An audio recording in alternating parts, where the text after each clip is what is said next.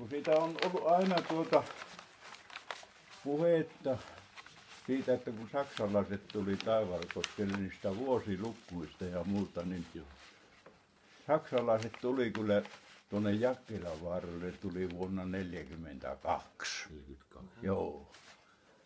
Ja siinä vaiheessa, kun ne tulivat, kuule, ne aurasivat tuonne Maijalammille päin tien auki isolla traktori tai mikä bunkkeri se ollut, niin sillä vetivät tietä auki, että kun oli niin isot kinokset ja lumit, että aukasivat. Ja sitten tuonne vaaralle aukasivat tien ja, niin, ja sitten siihen vanhan Jakkilan ja Jakkilantin väliin oli se aitta, niin siihen rakentivat pitkän toimistoparakin.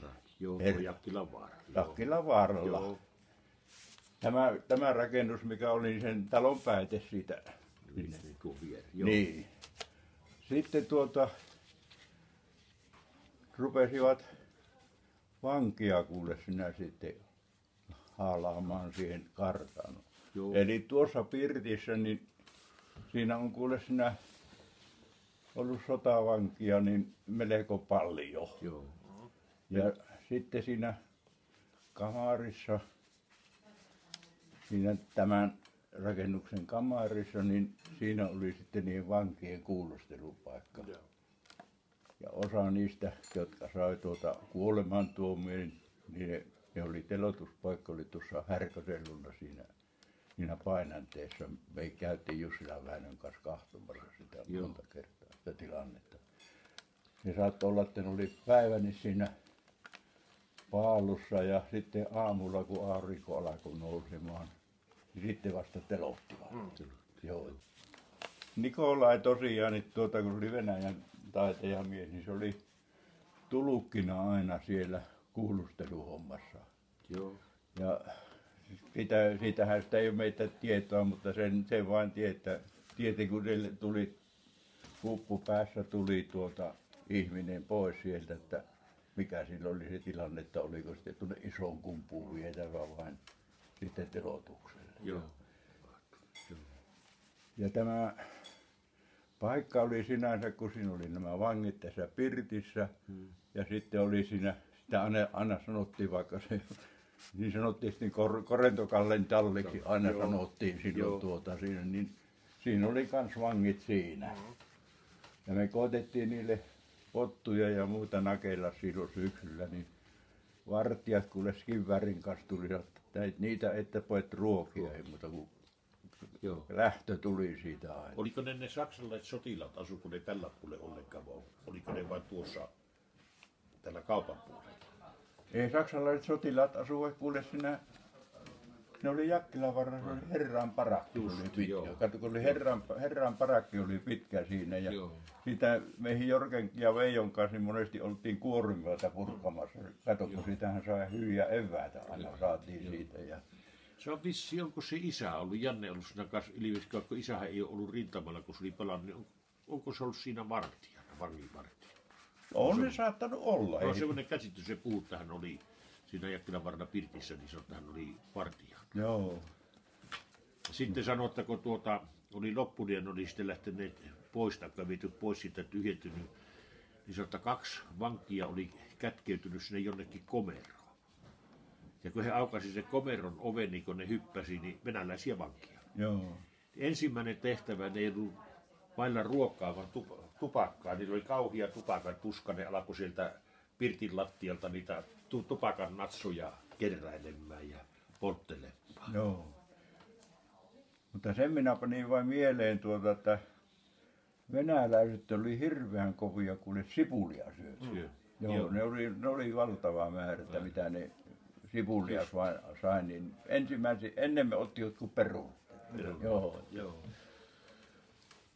Ja sitten on kanssa Jalavalla ollut varmasti venäläinen vanki, niin heinätä, kun Jakkilassakin oli yksi sitten kun oli vankiin luovutus niin sillähän itku pääsi, että nyt on semmoinen tilanne, että kun hänet palautetaan, niin se tappavat justiin siellä. Meillä oli kerran, kun se oli liittämässä, niin sillä viikate katkesi, niin se itkun kanssa tuli vaarin luokse, että miten me nyt tehdään. Niin vaari, että ei tässä ole mitään, tokonhan uusi terävä. Joo. Ja Jalavassa oli kans venäläinen vankki täysin. Oli varmasti. Joo. Minä en niistä niin tiedä, että kyllä se oli melkein joka Talossa. Joo. Tämä se tosiaan, niin tämä pommitushomma, niin silloin talvisota-aikana, jatkosodan aikanahan ne ei enää Joo. niin, silloin talvisodan aikana, niin nehän tämän pommia tuli joka paikkaan melkein. Joo. Meillä oli tuossa Alarannassa, niin siinä saaren kuppeissa, niin siinä oli semmoinen 50 kilon pommikuule ja siitä oli hyvä kuule rapuja pyytää sen pommin pyrstältä. Sittenhän me Veijon kanssa haalattiin se ylös se pommi ja vietiin ne toiselle puolelle jokea. Ja Joo. otettiin pyrstö pois siitä ja pommista sytytin hakattiin pois. Sen minä muistan, että kun se oli vääräkätinen kierre, niin me ei saatu pois sitä millään oli tehoksattiin. Mihin tuli tässä lähipänä pommi? Mihinkö? Niin. No tuohon se tuli tuon aita eteen tuohon. Just. Siinä on sirpalleen se vieläkin seinä. Ja on siinä reikki. Joo, ja tuossa Jakkilan varrella niin tuli Matin talo ja sitten siinä Jakkilan siihen seinän väliin tuli, kun oli niin ikkunan sisään kummasta talosta. No entäs tuossa, kun oli vieressä se Otson kaupparakin? Otsoko se oli vaan Virkkusen kauppa, kun se oli se nurkka alla, pommiko se siihen? Niin, se eteen tuli. Ihan tuo viereen. Ja kellari eteen tuli, Jalavani kellari eteen tuli tuo. Joo. Maakellari oli tuossa maantien toisilla. Niin se oli tuo, joo, niin se oli.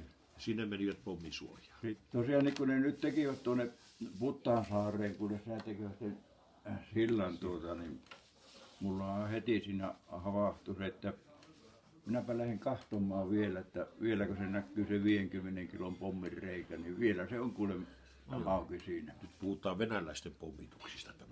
Joo, että Minkälaisia ne oli saksalaisille näille siviileille? No eikä siinä mitään siinä. Se oli niinku asiaan kuulu. Joo. Siinä ollut mitään, mutta sitten sitä pahuuttaa sitä kylvi, kun se tuli se ajovaihe aina. Niin. Just, joo. Mutta se on kyllä ihme, että meihin hengissä selvittiin loppujen lopuksi siitä, kun niitä oli dynamiittia ja aseita joka pakka täynnä kuudessa. Joka pylvään juuri. Siinä oli aina porattu reikä ja dynamiittiputki ja nallit oli siinä, niin siinä sen tiedät, että nuoret pojat, niin sehän saattaa sattua niihin käihtyyn. Ei kerinneet niitä räjäyttää. Kato, kun se Kuusamosta oli ajovaihe menossa, niin se ei kerinnyt täältä muuta kuin reiittää, mutta se ei kerinnyt niitä räjäytellä. Sillä se kyllä hurautti saksalaiset mennessään. Mutta sen muistan, kun saksalaiset tulivat, ne tuohon, ei nuorisoseura, kun Suojeluskuntatalo oli tuolla. Niin, Suojeluskuntatalon pihalle tulivat kuule niihin tykkiin kanssa. Joo. Ja ne alkoi kuule tuonne Siikaniemeen, niin pilikkaa kuule siinä ampumaan niillä tykkiillä. Joo. Niin silloin ei pojilla ollut lupaa lehmiä viedä tuolle puolelle. Silloin oli meillä vapaa päivä. Eli se suojeluskunnan talo oli tuossa Siikalammin päässä. Niin se on. Joo. Se on siinä, missä on lähtee Matin talo. Joo, paloko se sitten? Sehän palo. Sota-ajan jälkeen. Joo. Sitähän on pohittua, tietääkö sitä kukkaa, että mikähän se oli se syy, että ne osaa poltti ja osaa ei jättivät. Ei kun ne ei kerinnyt.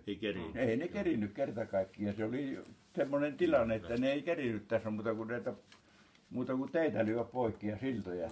Että se kun Kuusamo paino päälle tuolta ajovaiheen aikana. Joo.